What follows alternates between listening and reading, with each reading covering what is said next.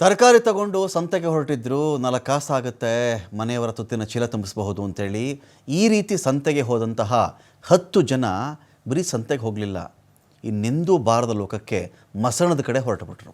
ಉತ್ತರ ಕನ್ನಡದ ಯಲ್ಲಾಪುರದ ಬಳಿಯಲ್ಲಿ ಒಂದು ಲಾರಿ ಪಲ್ಟಿ ಆಗಿಬಿಟ್ಟು 10 ಜನ ಸತ್ತು ಹೋದರು. ತರಕಾರಿ ತುಂಬಿದ್ದಂಥ ಲಾರಿಯಲ್ಲಿ ಒಟ್ಟು 30 ಜನ ಹೋಗ್ತಾಯಿದ್ರು, 30 ಜನ ಟ್ರಾವೆಲ್ ಮಾಡ್ತಾಯಿದ್ರು.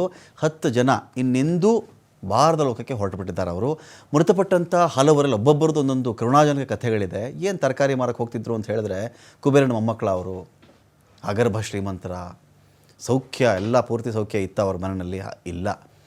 ಬಹುತೇಕರು ನೋಡಿ, ಯಾರು ಮನೆಯಲ್ಲಾದರೂ ಆಗಲಿರಿ, ನಾವು ಈ ಕೋವಿಡ್ ಟೈಮಲ್ಲೂ ನಾನು ಇದು ಮಾತಾಡಿದ್ದೀನಿ ಇದ್ರ ಬಗ್ಗೆ, ತುತ್ತಿನ ಚೀಲ ತುಂಬಿಸ್ತಾರಲ್ಲ ಮನೆಯಲ್ಲಿ, ಅವ್ರು ಸಾಯಬಾರ್ದ್ರಿ.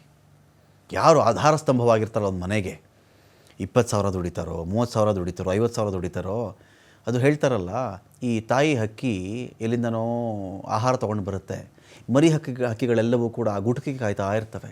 ಆ ತಾಯಿ ಹಕ್ಕಿನ ಸತ್ತೋಗ್ಬಿಟ್ರೆ, ಕೆಲವು ಗೂಡುಗಳಲ್ಲಿ ನಾವು ನೋಡಿದ್ದೀವಿ, ಆ ಮರಿ ಹಕ್ಕಿಗಳ ಅಸ್ಥಿ ಪಂಜರ ಉಳ್ಕೊಂಡಿರುತ್ತೆ. ಅರ್ಥ ಏನು ಅಂದರೆ, ಆಹಾರ ತರಕ್ಕೆ ಹೋದಂಥ ತಾಯಿ ಹಕ್ಕಿ ಬೇಟೆಗಾರರ ಕಾರಣದಿಂದಾನೋ ಇನ್ನೇನೋ ಕಾರಣ ಸತ್ತು ಹೋಯ್ತದು, ವಾಪಸ್ ಆಗಲೇ ಇಲ್ಲ, ಮರಿ ಹಕ್ಕಿಗಳಿಗೆ ಊಟ ಇಲ್ಲ, ಸತ್ತು ಹೋದವು ಅಂತ. ಇಲ್ಲಿ ನೋಡಿ, 10 ಜನ 10 ಮನೆ ಅಥವಾ 3-4 ಮನೆ, ಎಲ್ಲ ದುಡಿತಾ ಇದ್ದವರಲ್ವ, ವ್ಯಾಪಾರಕ್ಕೆ ಹೋಗಿದ್ರು, ದುಡಿತಾ ಇದ್ದರು, ಸತ್ತು ಹೋಗ್ಬಿಟ್ರು.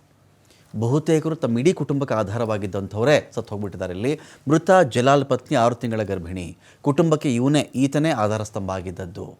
ವಯಸ್ಸಾದ ತಂದೆ ಇದ್ದಾರೆ, ತಾಯಿ ಇದ್ದಾರೆ, ಹೆಂಡತಿ, 3 ಮಕ್ಕಳೊಂದಿಗೆ ಜೀವನ ಮಾಡ್ತಾ ಇದ್ದ. ನತದೃಷ್ಟ 10 ಕುಟುಂಬಗಳಿಗೂ ಕೂಡ ತಲಾ 3 ಲಕ್ಷ ಪರಿಹಾರವನ್ನು ಸಿದ್ದರಾಮಯ್ಯನವರು ಘೋಷಣೆ ಮಾಡಿದ್ದಾರೆ. ಅತ್ತ ರಾಯಚೂರು ಜಿಲ್ಲೆಯ ಸಿಂಧನೂರು ಹೊರವಲಯದಲ್ಲಿ ವಾಹನ ಕೂಡ ಪಲ್ಟಿಯಾಯಿತು. ಭೀಕರ ಅಪಘಾತದಲ್ಲಿ, ಇನ್ನೊಂದು ಕಡೆ ಚೆಕ್ ಮಾಡಿಕೊಂಡಾಗ ಇದು ಇನ್ನೊಂದು ಆಕ್ಸಿಡೆಂಟ್ ಸ್ಟೋರಿ. ಇದು ಭೀಕರ ಅಪಘಾತದಲ್ಲಿ ಮಂತ್ರಾಲಯದ ಸಂಸ್ಕೃತ ವಿದ್ಯಾಪೀಠದ ವಿದ್ಯಾರ್ಥಿಗಳು ಸತ್ತು ಹೋದ್ರು ಇವತ್ತು. ಪಾಪ, ಮೃತ 4 ವಿದ್ಯಾರ್ಥಿಗಳ ಕುಟುಂಬಗಳಿಗೆ ತಲಾ 3 ಲಕ್ಷ ರೂಪಾಯಿ ಪರಿಹಾರವನ್ನು ಕೂಡ ಘೋಷಣೆ ಮಾಡಿದ್ದಾರೆ.